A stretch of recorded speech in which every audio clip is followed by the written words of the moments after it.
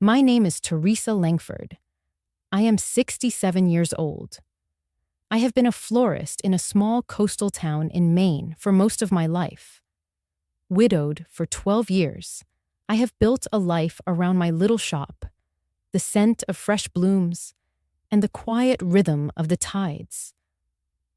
Most of what I earned went into raising my two children, and I was proud of that. I believed that hard work, loyalty, and love would always be returned in kind. That belief ended on the night before my daughter's wedding. It was the rehearsal dinner. The room was warm with candlelight, the sound of laughter, and the clink of glasses. I was carrying a bouquet of lavender, freshly cut from my garden that morning. Lavender was always Melissa's favorite. When she was a little girl, she would slip sprigs into her backpack just to carry the scent with her. I wanted her to have this bouquet on her wedding day, a small piece of home in the middle of all the extravagance. I stepped toward the table where she and Ethan, her groom, were sitting. Before I could reach them, Ethan stood, blocking my path. His face was calm, but his voice cut through the chatter like a blade. "Teresa, you're uninvited. You don't belong here." It was not loud at first, but every conversation stopped. The laughter died. You could hear the hum of the air conditioner and the faint clink of silverware being set down. Melissa looked down at her plate, her hands folded tightly in her lap. She did not speak. She did not even meet my eyes. I stood there, lavender trembling in my hand. Inside my purse, next to my reading glasses and a packet of mints, was a cashier's check for $48,000. That check represented the entire wedding: venue, catering, the band, the flowers, the photographer, every detail that Melissa and Ethan had chosen. Every invoice bore my name. Every deposit came from my account. The bouquet felt heavier now, as if it carried the weight of every late night I stayed in the shop to fill extra orders. Every holiday I worked so my children could have what they needed. My throat tightened, but I refused to let tears fall. I would not give Ethan or anyone else here the satisfaction of watching me break. He stood there, tall and rigid, his jaw set. "You don't belong here," he repeated, louder this time, so there could be no doubt in the minds of the 50 or so guests watching. A ripple of whispers moved through the crowd.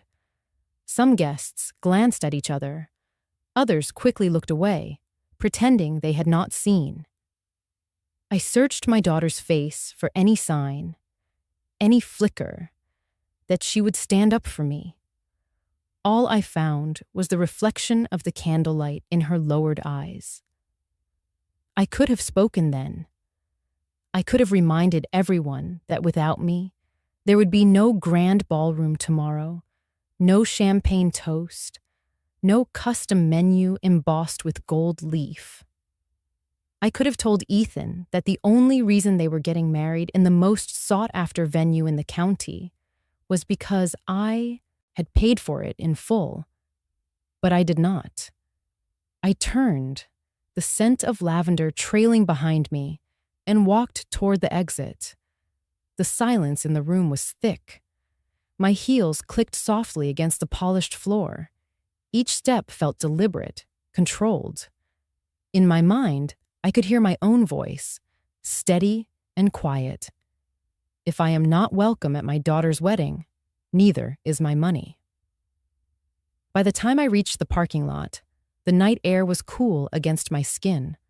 I sat in my car, set the bouquet gently on the passenger seat, and closed my eyes. My hands were steady, but something inside me shifted, like a door closing for good. Within an hour, every wedding payment would be frozen, and what I did next would leave Ethan speechless. When Melissa was 8 years old, she was already small for her age, with hair the color of summer wheat and a smile that could soften even the hardest customer in my shop.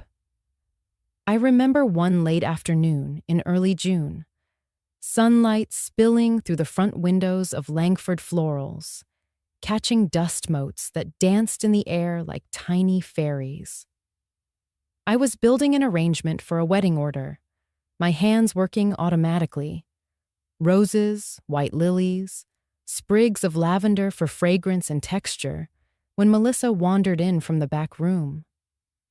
She was barefoot, her little toes tapping on the cool tile floor. She reached for the edge of the work table, but it was still too high for her. With a tiny grunt, she dragged over a wooden stool, climbed up, and leaned across to watch me work. Without asking, she plucked a stem of lavender from the bucket and tucked it gently into the bouquet I was making. "When I get married," she said, her voice solemn as if making a vow, "I want lavender everywhere, and I want you to make it, Mama, all of it." I laughed, smoothing her hair back, and promised her I would. Back then, that promise felt as certain as the tide. That memory came rushing back in sharp detail as I steered my car out of the venue parking lot, the tires crunching over the gravel in the dim light. The lavender bouquet lay on the passenger seat, the same one I had carried into the rehearsal, the same one Ethan had blocked me from delivering. Its scent filled the small cabin of my car, sweet but also sharp, almost bitter now. I kept glancing at it as though it were an old friend who had just been humiliated alongside me. The blooms were perfect, each tiny purple bud still intact, yet they suddenly felt like a relic from another life, a life where my daughter's word meant something, where she would have met my eyes in that moment and told her groom he was out of line. The road home wound along the coastline, dark except for the occasional flash of a lighthouse beam sweeping across the water. I rolled the window down halfway, letting the salt air mix with the lavender inside. My chest ached.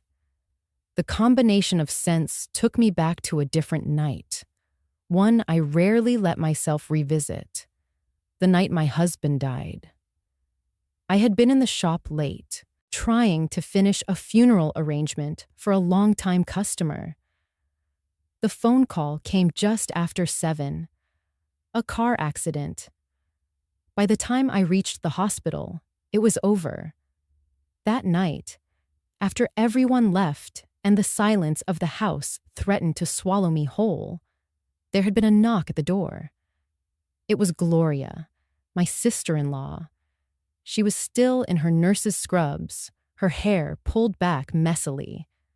She didn't say much, just held up a still warm apple pie in both hands and said, "You need to eat." I had stood there in the doorway, numb, the smell of cinnamon and butter wafting between us. She guided me to the kitchen table, cut me a slice, and poured me a cup of tea. I couldn't taste any of it, but the simple act of someone showing up, unasked, stayed with me all these years.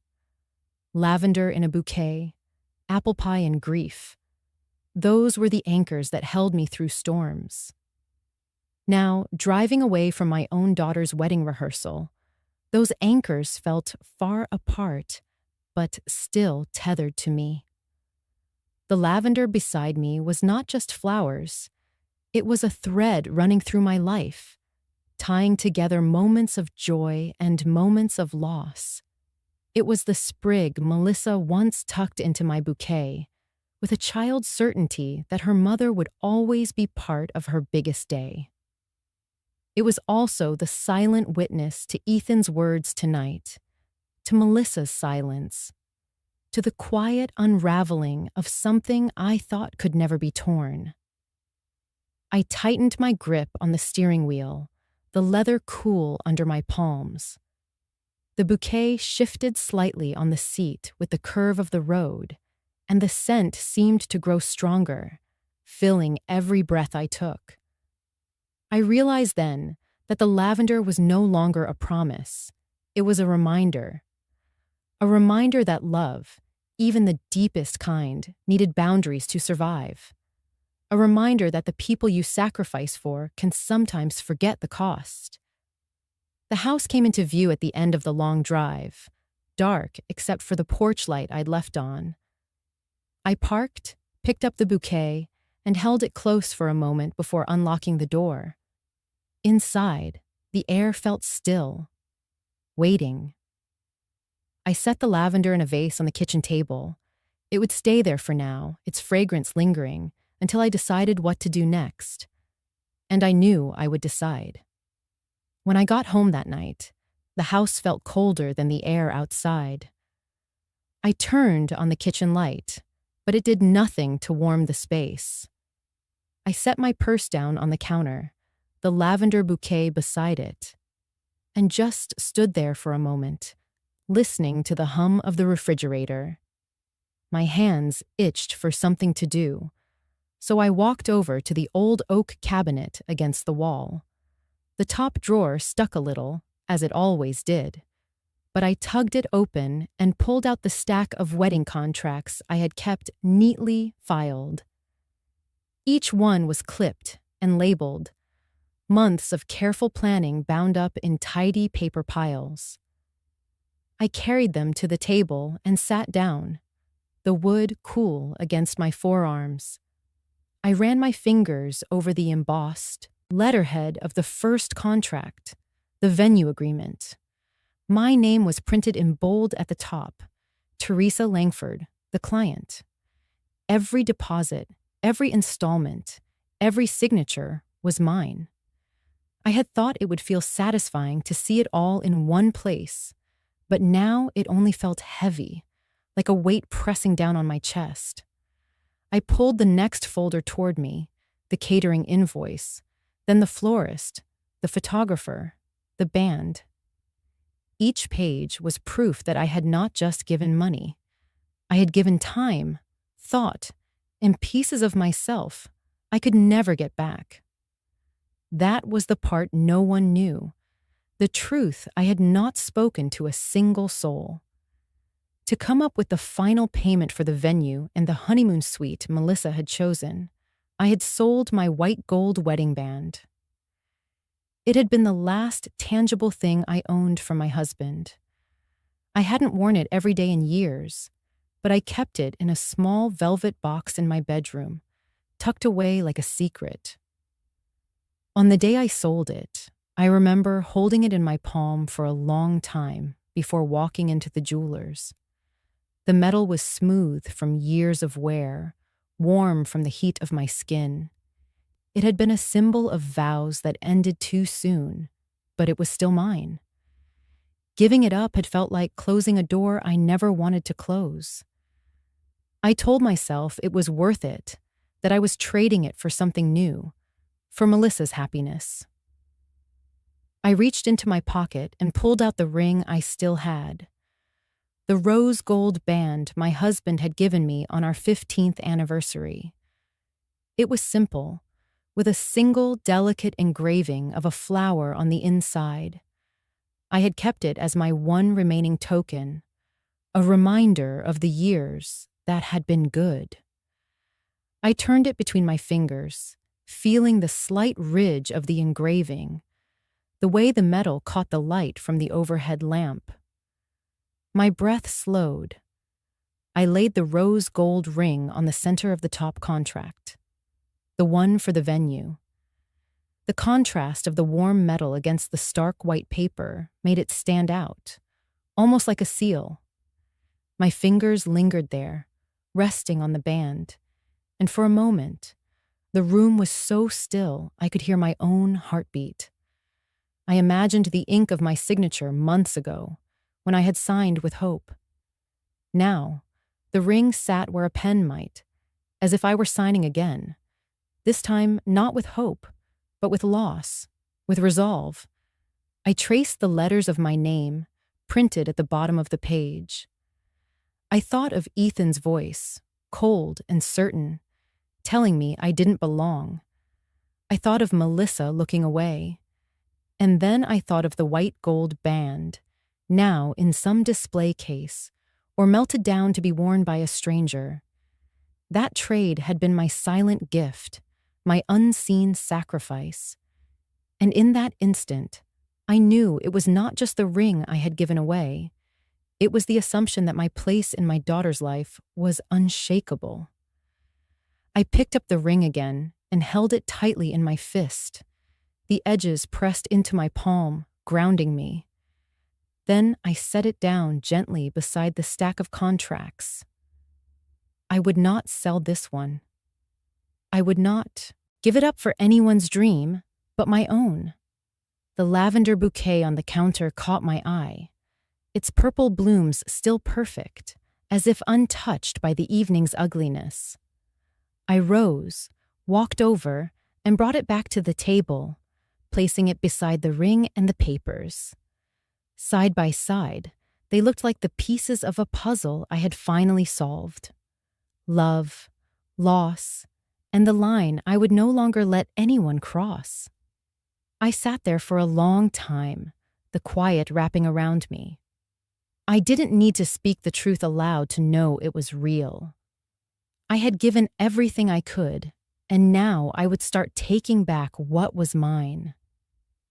I stared at the contracts spread across my kitchen table, the rose gold ring still resting beside them. The lavender bouquet was close enough that its scent wrapped around me like a reminder of everything that had just unraveled. My hands felt steady now, but my mind was moving quickly, connecting pieces, calculating what came next. I reached for my phone and scrolled through my contacts until I found the name I knew would understand: Sophie Turner. Sophie and I had been friends since high school. Back then, she was the one who always spoke up when the rest of us stayed quiet. The girl who could turn a losing debate into a win with nothing more than a measured tone and a raised eyebrow. Life had made her sharper. She became a contracts attorney in Portland, specializing in commercial disputes. Over the years, we stayed in touch, trading holiday cards and the occasional lunch. I had once helped her pick out flowers for her daughter's graduation, and she had walked me through renegotiating my shop's lease without charging me a dime. The phone rang twice before she answered. "Teresa, it's late. Is everything all right?" I looked at the lavender, then at the stack of papers. "No," I said, my voice calm but firm. "I need you to check something for me. I have all the contracts for Melissa's wedding: the venue, catering, flowers, photography, the honeymoon. I want to confirm they're all in my name." There was a pause on her end, the sound of papers shuffling faintly in the background. "Do you have them in front of you?" she asked. "I do," I replied, already flipping to the top page of the venue agreement. Client name: Teresa Langford. My signature, my address, my payment details. All the deposits came from my account. "Read me the others," she said, her voice shifting into the crisp, precise tone I remembered from the one time I'd sat in on her court appearance. I listed them off one by one. Each time, Sophie confirmed what I already knew. "They're yours," she said finally. "Every single contract is under your name. That means you have full authority to modify or cancel any of them, regardless of what Melissa or Ethan want." I leaned back in my chair. The hum of the refrigerator seemed louder now, as if it were listening in. "So if I decide to cancel everything—" "Then it's canceled," Sophie interrupted. "No one can override you. They could try to rebook, but without your signature and payment, it's unlikely. And if any vendor tried to hold you to it beyond the cancellation clauses, we could fight it." I nodded to myself, even though she couldn't see me. Good. She hesitated, as if weighing her next words. Teresa, this is a big step. Are you sure? The image of Ethan's face, of his voice telling me I didn't belong, came back like a flash of lightning in the dark. Melissa's bowed head, her silence. The sold wedding band, gone forever. Yes, I said, my tone steady. I'm sure. Cancel everything, right now. There was no tremor in my voice, no lingering question. Sophie exhaled slowly. All right. Email me copies of the contracts tonight. I'll start contacting the vendors first thing in the morning. If you want, I can have formal notices drawn up so they're airtight. Yes, I said again. Do that. As I ended the call, a strange sense of balance settled over me. An hour ago, I had been told I was unwelcome, shoved out of a room full of people who had once been part of my life. Now, with one decision, the ground had shifted. The entire wedding, every flower, every song, every plate of food, existed because of me. And without me, it would unravel completely. I gathered the contracts into a neat pile, slid the rose gold ring on my finger, and placed the lavender bouquet at the center of the table. It was no longer a symbol of a promise. It was the marker of a turning point. I had been dismissed, but I was not powerless. They had made it clear they did not want me there. Now they would learn what it meant to have my presence and my support withdrawn entirely. For the first time that evening, I felt something close to control. The morning after I spoke to Sophie, my phone started buzzing before the sun was even fully up. The screen lit with Melissa's name. First a call, then a text, then another. I didn't answer. I sat at the kitchen table with my coffee, watching the steam curl and fade while the phone lit up again. A new message came through, the words sharp even without a voice to carry them. You are destroying my life. Another followed seconds later. Do you have any idea what this will do to us? I set the phone face down on the table. My coffee tasted stronger than usual, bitter on my tongue. In my mind, I answered her, but not in the way she wanted. No, Melissa, I am not destroying anything. I am taking back what is mine. I thought about how easily the words could be twisted if I said them aloud, how quickly they could become more proof for her and Ethan that I was selfish, unreasonable, cruel. So I kept them inside, where they stayed warm and solid, not up for debate. The buzzing didn't stop. A voicemail icon appeared. I didn't listen to it. I wasn't ready to hear my daughter's voice shaped around anger instead of love. Outside, the shop's sign creaked softly in the breeze. It was nearly time to open. I drained my coffee, took the lavender bouquet from the table, and placed it in the shop window. Customers would notice it, maybe ask about it. I didn't mind. Let them. Around mid-morning, I was in the back trimming stems when I heard the front door chime. Teresa? The voice was familiar, warm in a way I hadn't realized I needed. I stepped out to see Gloria standing there, holding a pie tin wrapped in a clean dish towel. The smell of cinnamon hit me first, so vivid it almost stopped me in my tracks. She smiled, though there was a softness to it. I baked this early. Figured you could use something warm. She set the pie on the counter, unwrapping it just enough for the golden crust to show. Steam curled from the vents in the top. I felt my throat tighten. You didn't have to do that. Gloria shook her head. You're family, and from what I hear, you've had a hell of a couple of days. She glanced around the shop. her eyes landing on the lavender in the window, but she didn't ask. Instead, she said, "I'm not here to talk about them. I just want to make sure you've eaten." For a moment, I didn't trust my voice. I busied myself finding plates and forks, letting the sound of the drawer sliding open fill the space where I might have said too much. We sat on the stools near the counter, cutting into the pie. The first bite was still warm, the crust flaking perfectly, the apples soft without losing their shape. "You're not wrong, you know," Gloria said after a few quiet moments.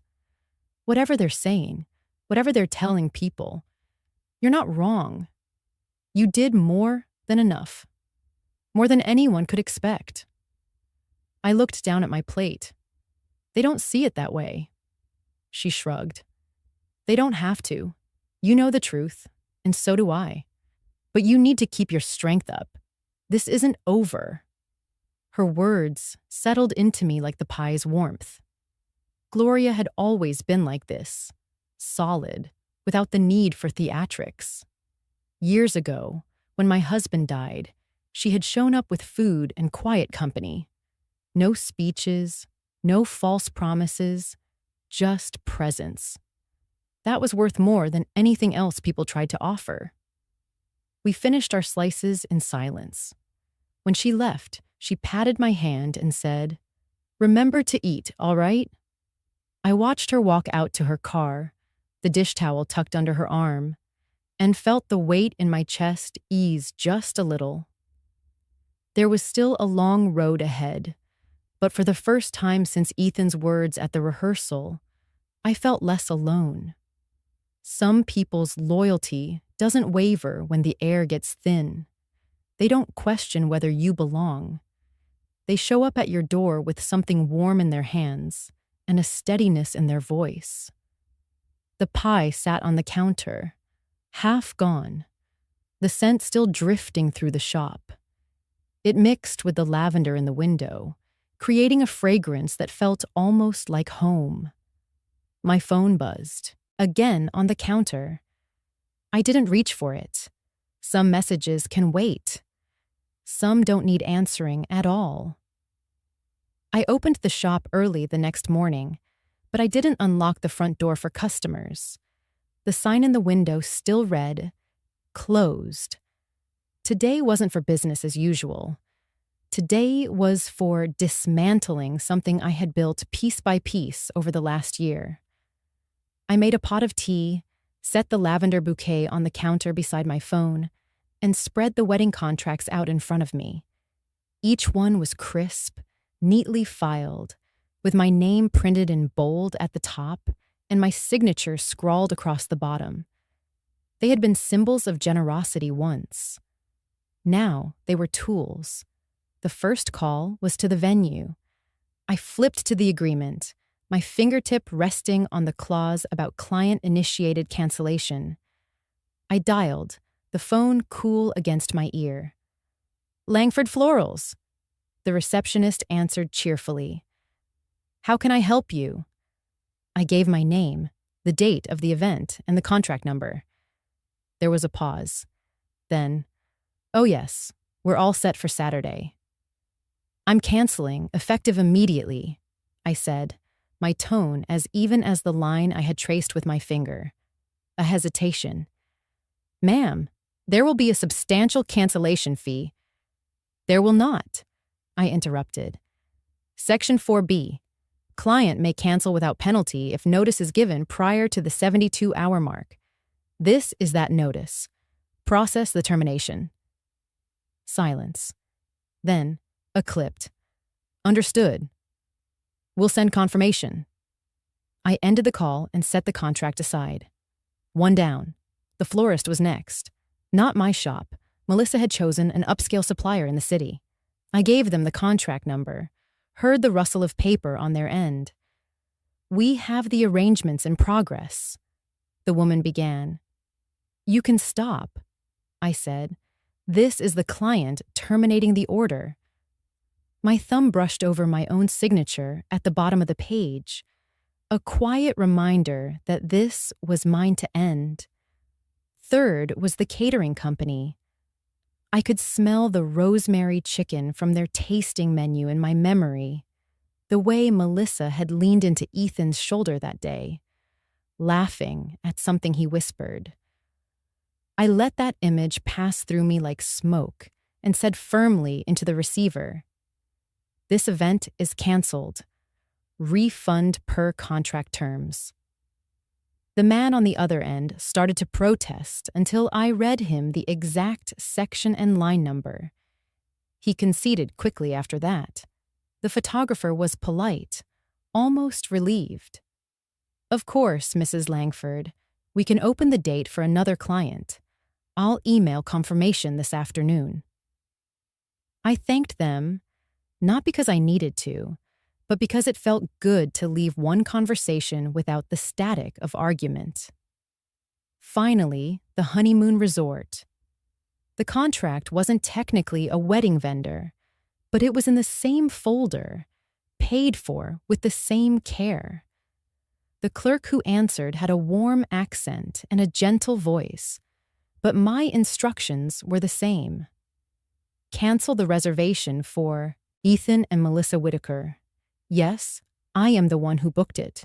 Yes, I am the card holder. Each call ended the same way.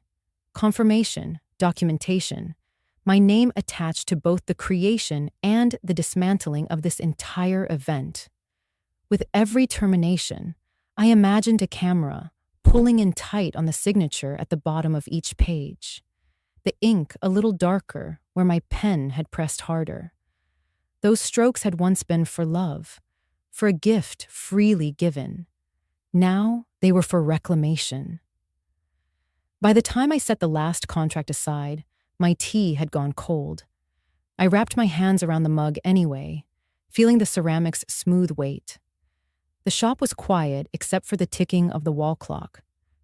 Outside, the world went on, cars passing, gulls calling. But inside, something fundamental had shifted. It wasn't satisfaction, not exactly. I wasn't celebrating a win. It was more like standing on solid ground after months of slow sinking. There was no rush of adrenaline, no need to raise my voice. Just the steady, grounded certainty that I had acted within my rights, that I had drawn a line and stepped firmly to my side of it. The lavender beside me gave off a faint sweetness, filling the air. I looked at it and thought of the little girl who once promised she would want me at her wedding. That promise was gone, but the scent remained, gentle, persistent, unmistakable. I took a deep breath, let it out slowly, and gathered the contracts into a neat stack.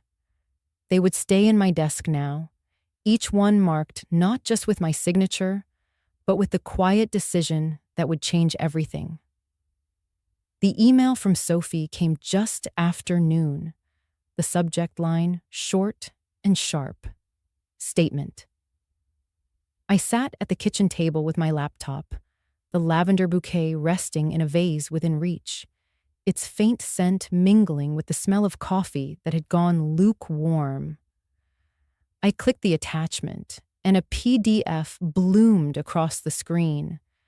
Page after page of charges tied to the same credit account I'd opened for wedding expenses. I scrolled slowly at first, then faster, my eyes darting between the dates and the merchants. The duffel punch I had braced for, the $18,700 cruise booking, sat halfway down the first page, but it was surrounded by a constellation of other charges. $500 here for a day spa, $2,000 for a deposit at a high-end handbag boutique, another $3,600 for a private chef experience, the kind of thing you'd hire to impress friends in a rented villa. There were catering tastings in New York, not the local ones we'd attended together. Custom tuxedo fittings in a city neither of them had reason to be in. A diamond bracelet, not from my family jeweler, but from a store known for celebrity clientele. Every line item had a timestamp, each one a pinprick on the map of my last few months. They painted a picture I had refused to see clearly until now. I leaned back in my chair, fingers resting lightly on the trackpad, and felt the shift inside me. Something between grief and an almost surgical clarity. It wasn't just the wedding. It wasn't just one moment of humiliation at a rehearsal dinner. This was months, maybe years, of seeing me as a resource, not a mother, not a woman, not a person whose labor and history meant something beyond the next transfer of funds. I zoomed in on the cruise booking, my own name in the billing contact field, and read it twice. $18,700. Enough to replace my car, to put a new roof on the shop, to seed the retirement account I had been neglecting for their sake. And there it was, earmarked for a week of champagne toasts on a ship I'd never set foot on.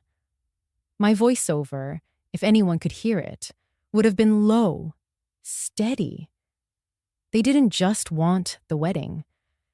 They wanted my whole life as their wallet. I thought of the white gold wedding ring I had sold, the nights I stayed late at the shop, taking extra orders, telling myself it was worth it to give Melissa the day she dreamed of. I remembered the little girl in the lavender-scented apron and tried to reconcile her with the woman who now let someone else speak for her while I was told to leave. The statement pages blurred for a moment, not from tears, but from the tightness in my eyes, the way you feel when you've been staring into something you can't unsee.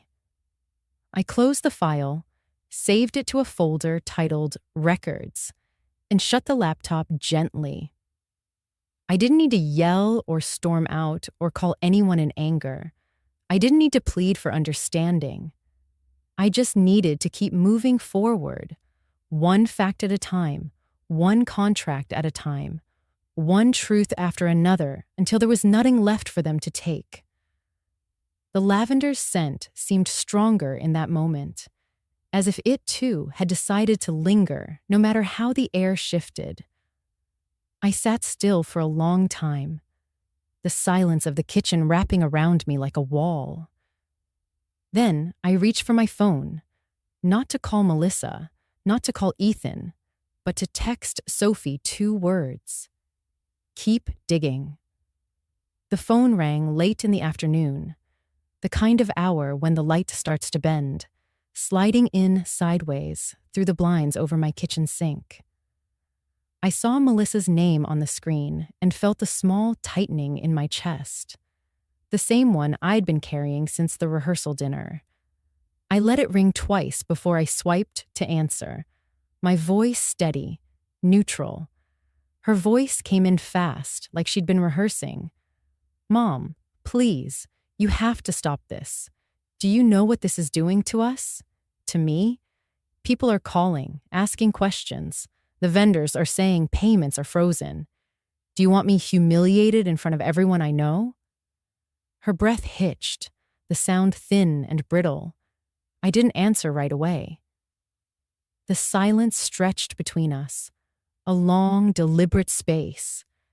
I could hear her breathing, waiting, maybe thinking the call had dropped. But I was still there, just letting the weight of her words settle without rushing to catch them. Do you? She pressed again, her voice cracking. Do you want me to lose face like this? When I finally spoke, my voice was calm enough to surprise even me. You're worried about losing face. I'm worried about losing myself. The words were almost a mirror of hers, but reversed. An old truth turned back toward her like a reflection in glass. She didn't respond right away, and I imagined her blinking, recalibrating, realizing I wasn't going to argue or apologize. Somewhere in the background, I heard the faint murmur of Ethan's voice, low but urgent. as if he were feeding her lines. "Mom, this isn't just about me," she tried again, softer now. "Think about the guests. Think about how this will look. You raised me to keep my word. You can't back out now. Please." I leaned against the counter, fingers brushing the rim of the lavender vase, and pictured the statement Sophie had sent me. The cruise booking, the handbags, the private chef, all of it lined up like a ledger of choices they'd made without a second thought for who was paying. "I kept my word," I said evenly. "I agreed to help with a wedding, not with a lifestyle I can't respect." Her breath caught again, this time sharper, closer to anger than sorrow.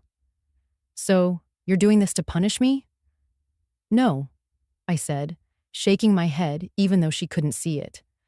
"I'm doing this to protect me." The silence on her end was different now, not waiting, but weighing. I could almost feel her trying to decide whether to push or hang up. Finally, she said, "You've changed." I let that sit for a moment before answering. Maybe I have, or maybe I just stopped pretending. I could hear the faint click of her jaw, the kind she always made when she was biting back words. Then the line went quiet, except for the background hum of whatever room she was in. "Melissa," I said softly, not to soften the blow, but to mark the end. "I'm not going to argue with you. My decision is final." Her inhale was sharp, but she didn't speak again. A second later, the call ended without a goodbye. I stood there for a while, the phone still in my hand, the kitchen quiet, except for the faint hum of the refrigerator. The lavender's scent reached me again, grounding me in something steady, something that hadn't betrayed me. I set the phone down, poured myself a glass of water, and took a slow sip. No one had won that call. But I hadn't lost, either. And in this moment, that was enough. By Saturday morning, my phone was already lighting up before I'd even finished my coffee. A message from Sophie was at the top. "You've seen Ethan's post?" I hadn't, but it took only a few taps to find it. His profile picture, all smiles in a pressed white shirt, sat above a single line that read, "Family doesn't always support true love." No names, no specifics, just enough to cast a shadow without pointing a finger. The comments were already dozens deep, filled with little heart, emojis, affirmations, and thinly veiled jabs at whoever the supposed villain was. I scrolled slowly, my thumb steady, my pulse not so much. An hour later, Melissa went live on Instagram. The alert popped up, uninvited, and I almost ignored it. But something in me, maybe the part that had stopped trusting her words in private, needed to see what she was willing to say in public. Her face filled the screen, blotchy from crying, hair loose around her shoulders. I never thought my own mom would do this to me," she said, voice quivering in a way I recognized from childhood tantrums and high school breakups. "We were supposed to be planning the happiest day of my life. And now I don't even know if I'll have a wedding." The comments scrolled by too fast to read them all. A few friends typed strings of "love you" and "stay strong." Others asked what happened, why I would ruin her big day. She didn't answer those directly, only dabbed her eyes with a tissue and sighed. "This isn't about money," she added, looking straight into the camera. "It's about control, and I wish she could be happy for me." The stream cut off a few minutes later, leaving behind a replay that would be shared and screen recorded before lunch. I didn't comment. I didn't call. Instead, I opened the Notes app on my phone and started a new folder titled Evidence. I screenshotted Ethan's post, Melissa's live stream, every comment that cast me as the villain. I saved each image with the date and time. Next, I went into my email and printed digital receipts from the florist, the caterer, the photographer, each one with my name on the payment line. I slid them into a manila folder, alongside the contracts Sophie had already reviewed. By the end of the day, the folder was thick enough to make a satisfying thud when I set it on the kitchen counter. I poured myself another cup of coffee and looked at it for a long time. The internet had chosen its side for now, and it wasn't mine. That was fine. People could talk. They could speculate, assume, and spread whatever version of the story they liked. But stories change when the truth is laid bare. And when the time came, I intended to have every piece of mine ready. When Melissa was 17, I was working 3 jobs. Mornings started at the diner, pouring coffee for men who tipped in crumpled singles. Afternoons were spent at the florist, arranging bouquets for other people's celebrations. And nights, I cleaned offices long after their lights went out. It wasn't because we couldn't make rent, we managed that. It was because Melissa had a chance at a scholarship that required proof of extraordinary effort, and I intended to give her every possible edge. She wanted to study abroad in France. I still remember the way her eyes lit up when the pamphlet arrived in the mail. All glossy photos of Paris streets and ivy-covered universities. Tuition would be partially covered if she got the scholarship, but travel, housing, and living expenses were on us, on me. I told her not to worry. I'd make it happen. And I did. Every tip, every overtime shift, every tired morning when my back ached and my hands smelled faintly of bleach. It all funneled into her dream. One spring evening, I came home from the florist with my hands full of lavender. It was on sale because the stalks were short and the buds a little faded. But Melissa didn't see imperfections. She saw beauty. She snipped the stems at an angle, humming while she tucked them into the bouquet I was making for a wedding order. I watched her, thinking about the life she might have. A life where she wouldn't need to work herself raw, just to afford an opportunity. That memory came back to me tonight, sitting alone in my living room with only the amber glow of the table lamp beside me. The house was quiet, except for the slow tick of the clock on the mantel. I had the photo album open across my lap, the pages heavy and familiar under my fingertips. I turned past baby pictures, her in the little yellow sundress I'd sewn myself, her first day of kindergarten with the backpack almost bigger than she was. I slowed at the high school years. There she was, hair swept up, wearing the prom dress we'd found secondhand, but altered together until it looked like it belonged on a runway. In her arms was a bouquet of lavender I'd made for her that afternoon, tucked with pale roses and tied in a satin ribbon. My finger lingered on that image, tracing the curve of her smile, the way she leaned toward the camera as if she could step out of it and into the room. Back then, I thought that smile meant gratitude, love, and trust. I thought it meant she saw me, not just as the provider, not just as the safety net, but as her anchor. Now, in the silence of this living room, I wasn't sure what it meant anymore. The lavender in that picture was just like the one I'd carried to the rehearsal dinner. Same scent, same color, same intention. To honor her, to stand beside her in a moment that mattered. And both times, I'd believed we were bound by something unshakable. I closed the album slowly, holding it against my chest for a moment before setting it on the coffee table. The light from the lamp fell across the cover, catching the embossed gold lettering of our family name.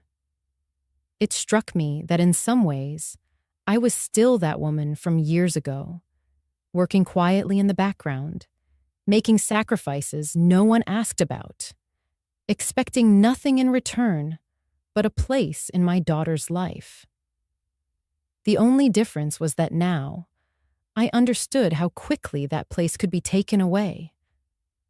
I leaned back in the armchair, breathing in the faint, lingering trace of lavender from the bouquet still in the kitchen. Memory and reality overlapped, a bittersweet echo of who we had been and who we were now. And for the first time since Ethan's words at the rehearsal dinner, I felt something shift, not in anger, but in clarity.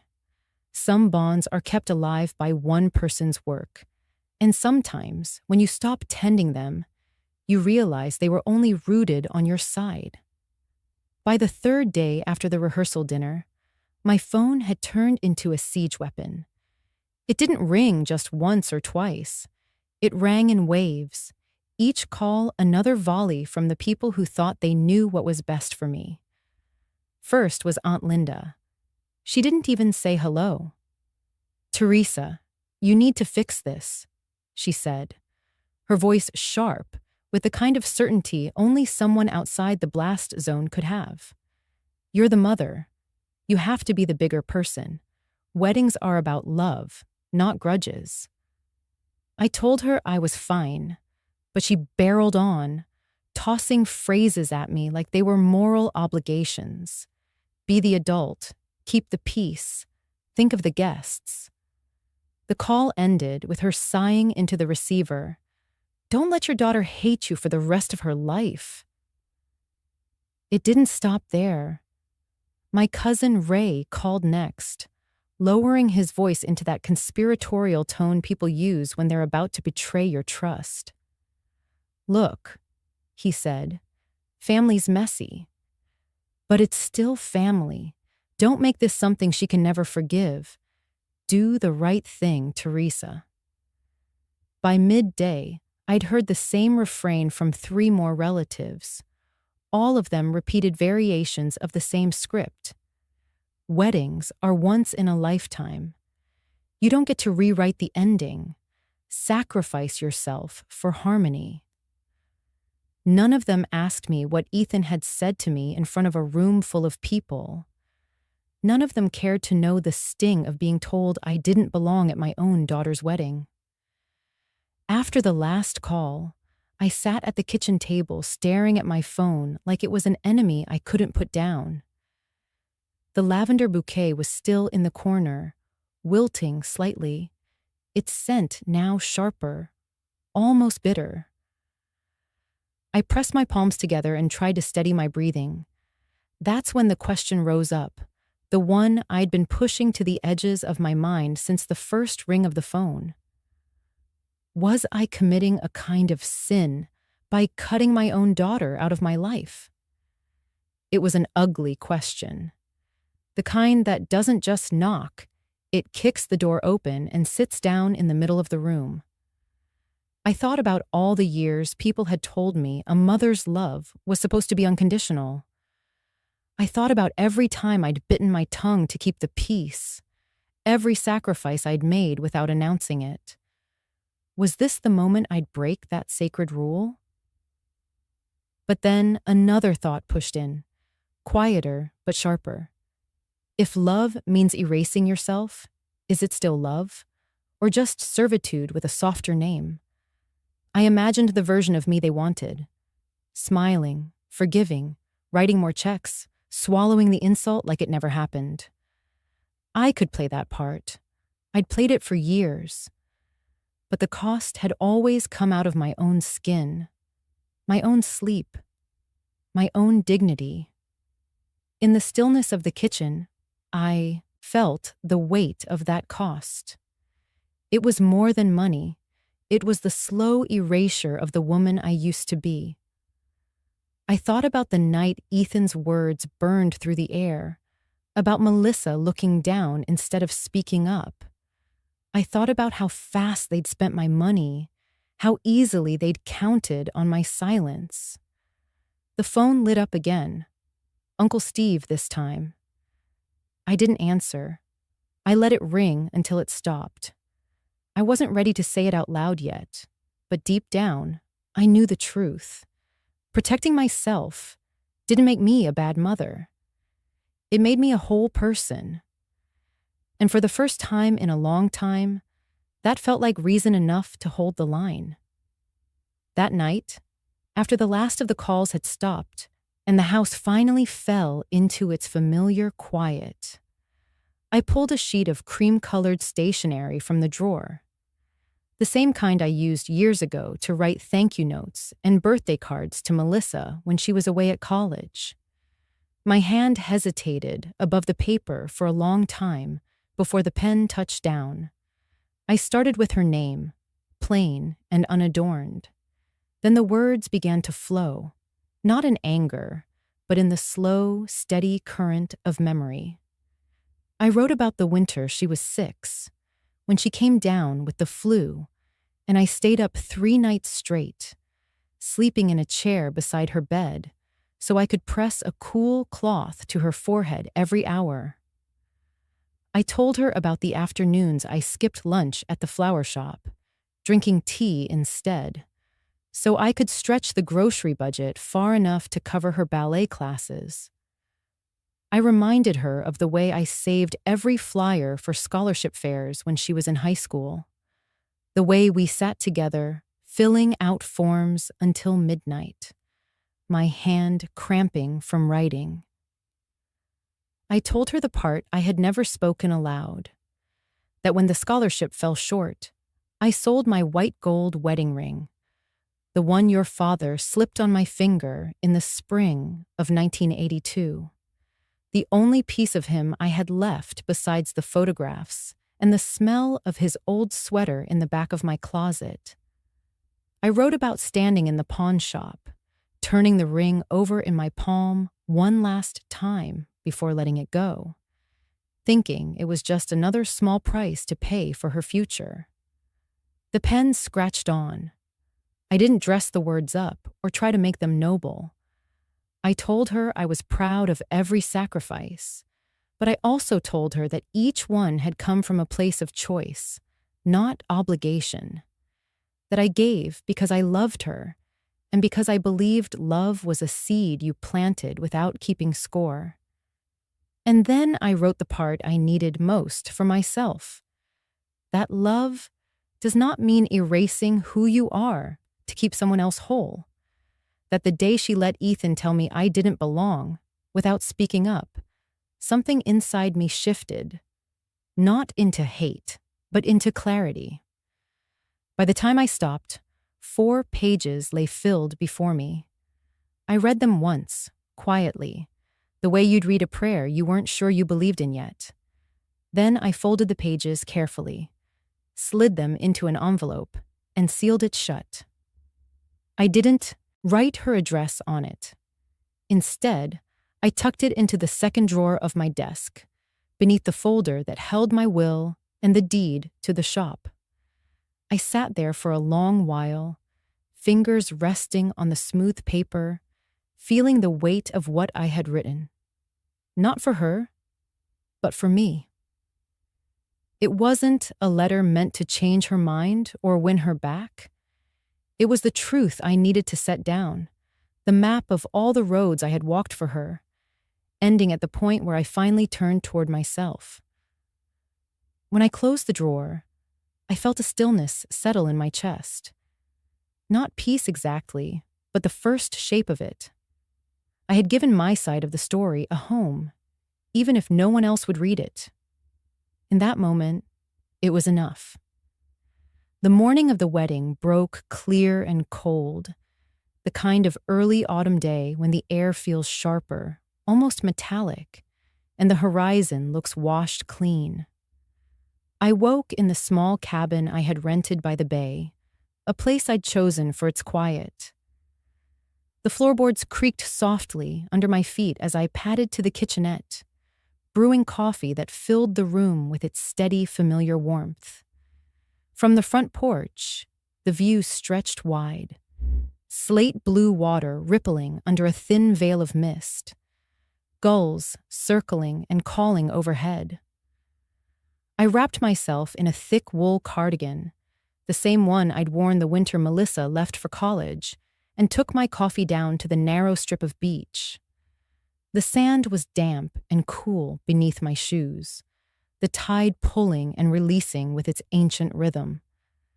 I told myself I wasn't going to think about the time, but by noon I was aware, too aware, of what the day held elsewhere. The ceremony would start at 2.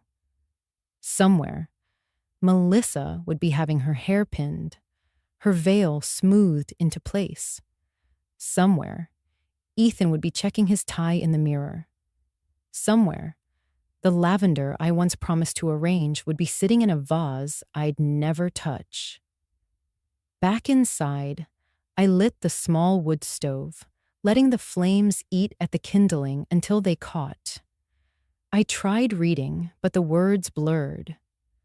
I set the book aside and sat at the small table by the window, watching the light shift on the water. At exactly 2:03 p.m., the phone rang. The sound split the stillness. Sharp, insistent. I didn't move at first. The second ring came, then the third, each one cutting through the cabin's soft hush. I could have reached for it. I could have let my voice spill across the line, asking how she looked, wishing her well. I could have pretended, just for today, that I was still part of it. Instead, I stood and walked to the door. The phone kept ringing behind me, muffled now by the distance. I stepped onto the porch, the boards cool under my bare feet. The wind off the bay caught the edge of my hair, carrying with it the salt and the faintest scent of seaweed. Out on the water, a lone sailboat leaned into the wind, its white sail flashing in the sun. I stood there until the ringing stopped. The silence that followed was not empty. It was full, layered with the sound of waves folding over themselves, the slow creak of the dock, the distant call of a gull. I realized I had crossed something invisible, not by walking forward, but by standing still. I wasn't waiting for permission. I wasn't reaching for the comfort of a role I no longer recognized. I let the call go unanswered, and in doing so, I refused to step back into the space where my worth depended on being needed without being respected. The tide had turned by the time I went back inside, the water pulling farther out, revealing strips of wet sand and glistening rock. I made another cup of coffee, sat by the window, and let the steam rise into the quiet. Somewhere, music was playing. Somewhere, vows were being spoken. But here, in this small cabin by the bay, I had chosen my own threshold, and I had chosen not to cross it. The week after the wedding, that wasn't unfolded like a film reel I hadn't planned to watch, but couldn't help noticing in the periphery. My phone stayed on silent, but the screen lit up with the kind of news that didn't need words. First came the post from the venue, a sunlit shot of their ballroom, captioned simply, "Now available for fall bookings." The date was supposed to be theirs. The room was supposed to be filled with the scent of lavender, with glasses clinking and cameras flashing. Instead, it was just another open Saturday on their calendar. I didn't smile exactly, but something in my chest settled. Then the florist uploaded a story, an arrangement of deep burgundy dahlias, tagged with a last-minute booking discount. The caption read, "Had a cancellation, happy to create something new." I recognized the stems that should have been Melissa's bouquet, though in the photo, they belonged to someone else entirely. One by one, the traces of that day unraveled in public view. The caterer posted a video of their team serving a charity fundraiser instead of a wedding dinner. The photographer's feed showed an elopement on a mountaintop, light pouring through the clouds. Even the honeymoon resort posted a beach sunset with the caption, "Available this week. Message us for special rates." I didn't comment. I didn't like or share. But I took screenshots of each one, tucking them into a folder I named Ledger. Not out of spite, but for the quiet kind of record-keeping that told the truth without needing to shout. Doubts began to surface in places I hadn't expected. On a mutual acquaintance's post, someone who had once been quick to defend Melissa, a comment appeared. "If you can't pay for it yourself, maybe don't insult the one who did." No names, no direct tags, but it didn't need them. The truth has a way of slipping through, even when you try to stitch it closed. I sat at my kitchen table, the afternoon light slanting across the wood, scrolling through these small ripples. There was no triumph in it. Not the kind people expect when you think of revenge. It was quieter, slower, like a tide pulling back to reveal what's always been beneath. Somewhere out there, Melissa and Ethan were dealing with the fallout. Maybe they were explaining to guests why the day had changed. Maybe they were spinning another story to make themselves look like the wronged ones. It didn't matter. My hands were clean, my contracts voided, my obligations met and ended. I closed the folder on my phone and set it aside. On the counter, a single sprig of dried lavender leaned in a jar by the window. Its color faded, but its scent still sharp. I breathed it in and let the quiet fill the room, knowing I didn't need anyone else to confirm what I already knew. I had done the right thing. And sometimes, that's the only victory you need. The shop was quiet that morning, the kind of quiet that feels like a held breath. I unlocked the front door, switched on the lights, and was met with the soft hum of the cooler. Buckets of blooms lined the wall, but my eyes went straight to the bundle of fresh lavender I had ordered for myself. Not for a wedding, not for anyone else's table, just for me.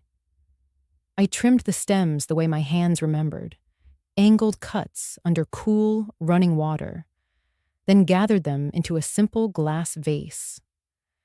The scent rose up, clean and sharp, and for a moment I was back in that tiny flower shop years ago, when Melissa was 8 and standing on her tiptoes to tuck a sprig into a bouquet I'd made. She had grinned at me like she was adding magic. The bell over the door jingled, and Gloria walked in carrying a brown paper bag. "Morning," she said, smiling as her eyes fell on the lavender in my hands. "You look like yourself again, like the woman I met 10 years ago before all the storms." I laughed softly, setting the vase on the counter. Maybe I am. Or maybe I finally stopped standing in the rain without an umbrella.